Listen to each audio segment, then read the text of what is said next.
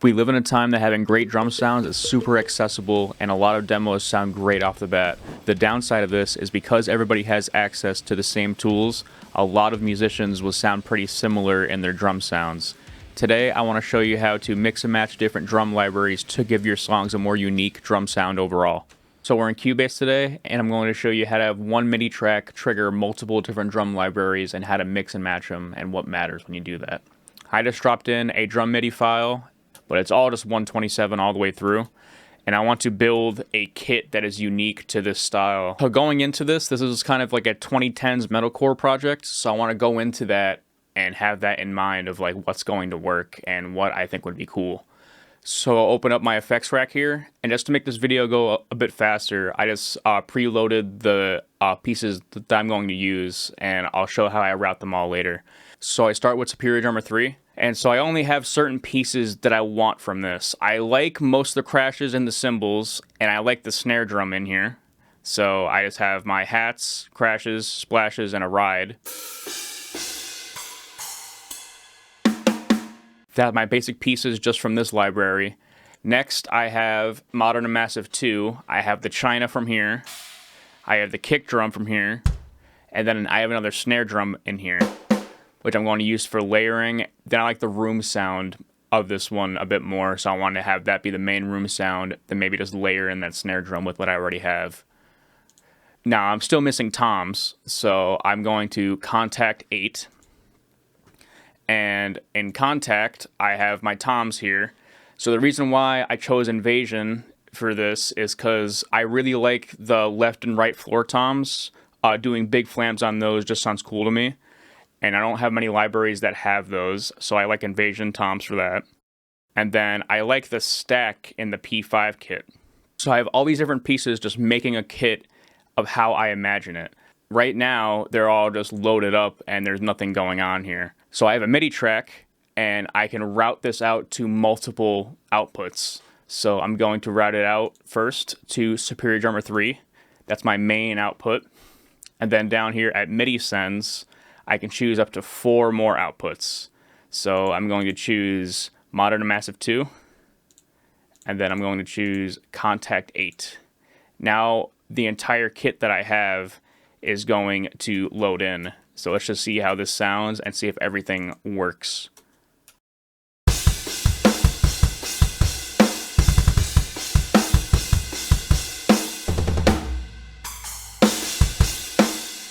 Great, so it all sounds like it's there, and you can hear once I deactivate the sends for, say, Modern and Massive, I will no longer get a bigger snare room, and then I'll have no kick drum.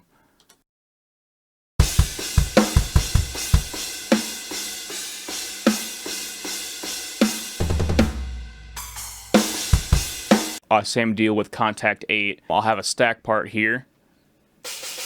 That's from Contact 8, the P5 library. And if I mute that, then I'll have no stack.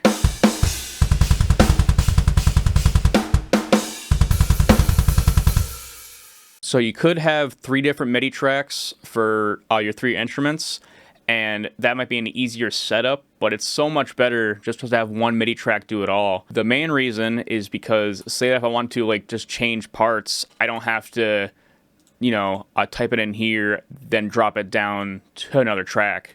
It's all just done already. Also, there is a Cubase exclusive feature called MIDI modifiers, and it lets me humanize this drum performance just on the fly. So on the MIDI track, just go to MIDI modifiers, and then you can change. I want to change my target to the position. I want to do plus and minus 3 ticks, and then my velocity plus or minus 3 ticks. Now I could still write perfectly on the grid, but it's going to shift both my velocity and my position a little bit off, so it's a little bit more humanized. And I can actually print this down, and you can see what it actually does. So if I just go to MIDI and do freeze MIDI modifiers, then you can see stuff is a little bit offset. So it's already kind of humanized already with me just having to write it in perfectly on the grid. Then I have to think about it. If you had 3 different lanes with MIDI modifiers on it, they would all be different positions and they wouldn't line up perfectly together. I'm going to set up all my multi-outs for all these things, and I'm going to show you how to mix and match them and how to make it sound like a cohesive drum kit. All right, so that is all routed now. I want to go over how it's routed out and how I kind of make these cohesive. So for the sake of you guys following along, I have them color-coded. So red is going to be GDD Moderate and Massive 2. Orange is going to be Superior Drummer 3, and yellow is our contact libraries, which are our toms and then that one stack. And then they're kind of summed into bigger groups. So the purple ones are just kind of a sum of all the tracks just to make like what you would imagine a real drum performance having. So I got overheads. That is a sum of all the other pieces that make that one track. So I can just process that track like how I usually would. Then these gray buses, they're just like my plain buses, like my cymbals bus, my rooms bus, my toms bus. And those are just grayed out to try and keep it a little bit less confusing, even though I can tell like this is kind of crazy to look at. I'm going to go through and I'm going to try to balance everything so that it sounds like it's in the same room and they all work together so you can make these kind of kits. So let's start with just soloing the rooms track. And I know that the Modern and Massive GDD is very loud, so I'm just going to turn down all the red channels since that is our GDD channels and just play it. And we'll slowly bring those up till it sounds like it's in the same room.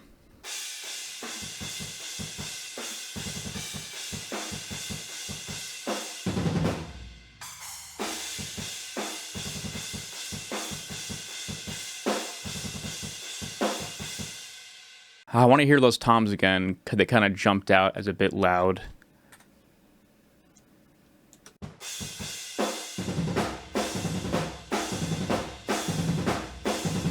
The cymbals and the snare sound like they're in the same room.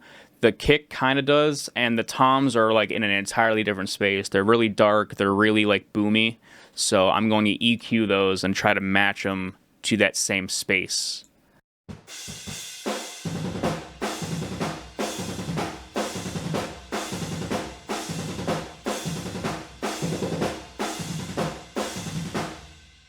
That kind of sounds in the same realm now, so I'm going to just look at the overheads now and do that same kind of method. I'm going to turn down all the Modern and Massive 2 ones, and we're going to take a listen.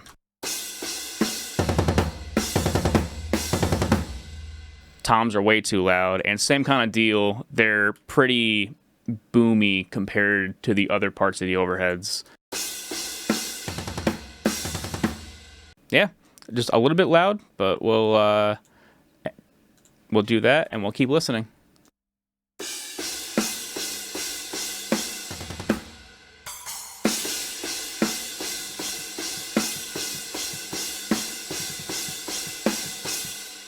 So I have a stack and a China track on separate things, so I need to find a part with just China.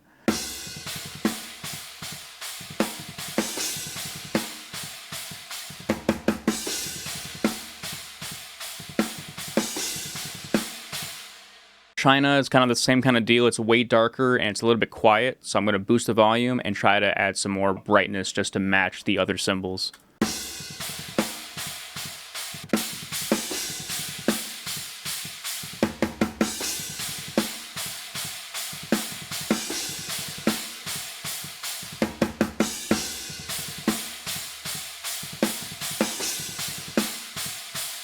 Cool. I got one more piece, and that is the stack. So we'll find a part with just the stack.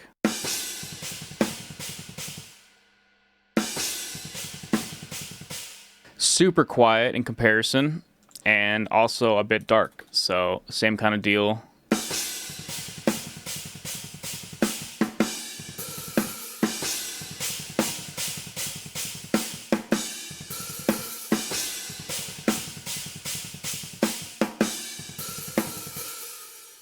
Great. I'm going to go back just to the rooms just to get the China and the stack volumes.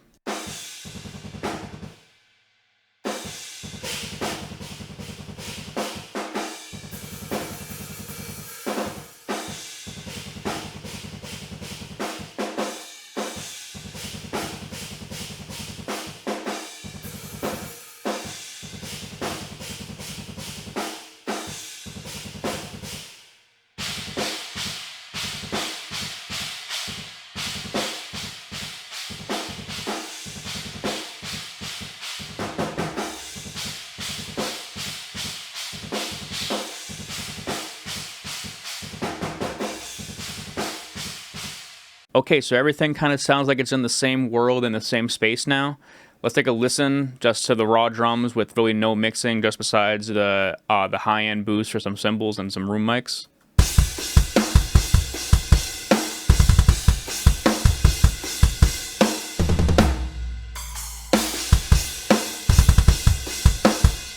Awesome. So to me, that sounds like a really well-balanced drum kit, and it doesn't sound like it's just like random stuff in different worlds and different spaces. So there's one more crucial thing that I want to go over, and that is that not all drum libraries are created equal. And what I mean by that is obviously the mappings will be different, but also the way that they're sampled are never the same. So, for example, a Superior drummer, and there's always going to be two articulations for Superior drummer. One is a hard center hit, and one is a rim shot. Well, what is a rim shot? All right, so weird angle here. I do want to show you what a rim shot is for all my non-drummer people watching here, because that might give you some insight of why they're important to know about. I don't have a snare drum on hand. I have this old tom here, so I'm just going to show you the basics of what it is. Then we'll go into the DAW and we'll hear what they sound like. Now, rim shots you'll only really ever use on a snare drum, and what it is a hard center hit, it's right in the center, and then you'll be hitting the rim at the exact same time. And what that does, opposed to a regular center hit, is you get a louder sound, you get more crack out of it, and then you get some more overtones or more ring out of it. Here, obviously, it won't make sense, but you'll just be hitting the rim and the center at the same time, and that just gives you a rim shot. So what a center hit sounds like is just this. I will just solo just a close mic, and you can hear it. Now, a rim shot would sound like this.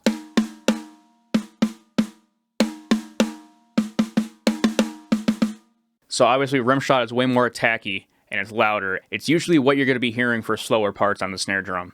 But if you just program 127 on the D1, by default on Superior, it's just going to play the center hit at a 127 velocity. I want to do the rim shot. So what you can do in Superior Drummer is go to this velocity gate, and you can stack a rim shot on it. So you can make it only play the center hit from 0 to 110, and they can do the rim shots on 111 to 127, so that you can still use just that D1 MIDI note lane, then not have to change around notes, take it blend libraries more seamlessly. Now that difference is very important because in libraries like Modern and Massive 2, the snare hit is only on the D1 note, and as you go up in velocity, it automatically changes to rim shots. So if you're just hitting this at max velocity, in Superior, it's just going to be a center hit on top of this rim shot, so you want those to be the same. Also, it is pretty known that GDD is sampled extremely hard for the hard hits, so they say for kick drums to not really use 127 except for crazy effect. So with that said, I'm going to take all my kick drums and just turn them down to 115, since I'm not going to be layering those at all. And that'll be a more realistic sound.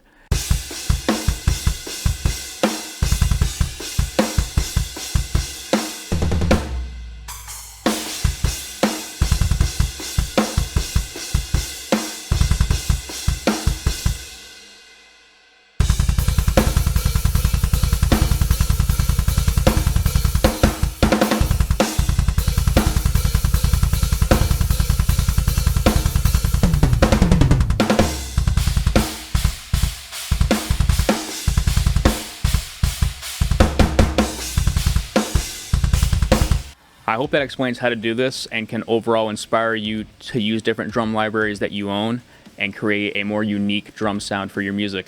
Happy songwriting.